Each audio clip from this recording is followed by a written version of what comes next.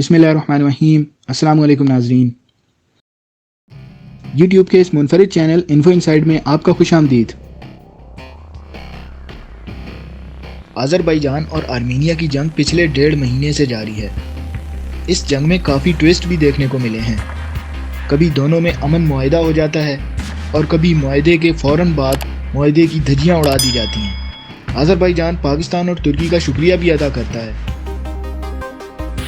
Info inside को subscribe कीजिए और साथ मौजूद बेल आइकन को दबाइए ताकि हर वीडियो की नोटिफिकेशन सबसे पहले आपको मिल सके।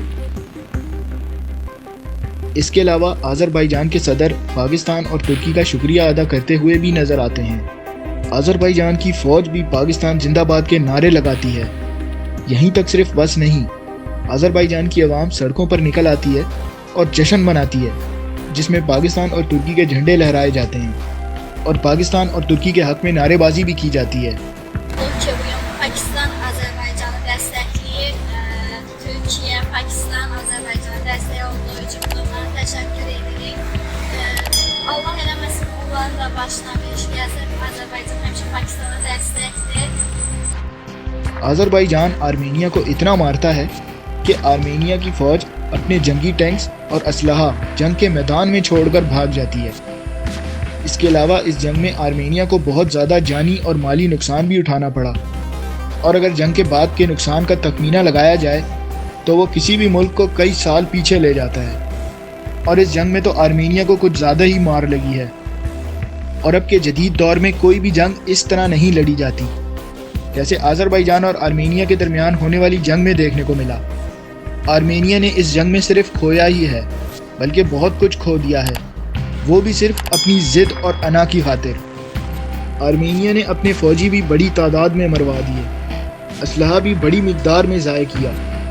इसके अलावा एक कसीर रकम इस जंग में झोंक दी गई। इन सब के बावजूद नागोर्नो काराबाख के इलाके भी हाथ से चले गए। सिर्फ अपनी ज़िद की वजह से आर्मीनिया को इतना बड़ा नुकसान उठाना पड़ गया, और ये नुकसान अब आर्मीनिया को दुनिया से कम 7 से 8 साल पीछे ले गया है। इसी नौयत की अना और ज़िद पाकिस्तान का हमसाया मुल्क भारत भी कर रहा है, जिसने कश्मीर पर ज़िद लगा ली है, और यही ज़िद अब भारत की तबाही का बाइस बनेगी इंशाअल्लाह। हिंदू एक बुज़दिल कौम है, और ये एक मुसल्लमा हकीकत है जिसको झुटलाया नहीं जा सकता। हमें माजी से ऐसी बहुत सारी मिसालें मिल जाती हैं जिनसे ये साबित होता है कि हिंदू बुनियाद ज़ात से एक बुज़दिल कौम है, जिसकी हालिया मिसाल चाइना के साथ लद्दाख में होने वाली झड़प है, जिसमें इनको चाइना से लातें और मुक्के पड़े और भारतीय फ़ौजी खौफ से ही मरते गए।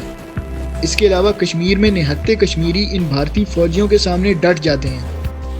वो भारतीय फ़ौजी जो फुल किट ऑन असलहे के साथ लेस होकर आते हैं, लेकिन उसके बावजूद 70 सालों से कश्मीर इन हिंदुओं से नहीं संभाला गया। अब बहुत जल्द भारतीय चुंगल से कश्मीर आज़ाद होगा। वैसे भी ये भारतीय कश्मीर पर हक नहीं रखते। जिस पर ये जुल्म करते हों वो इनका हो ही नहीं सकता।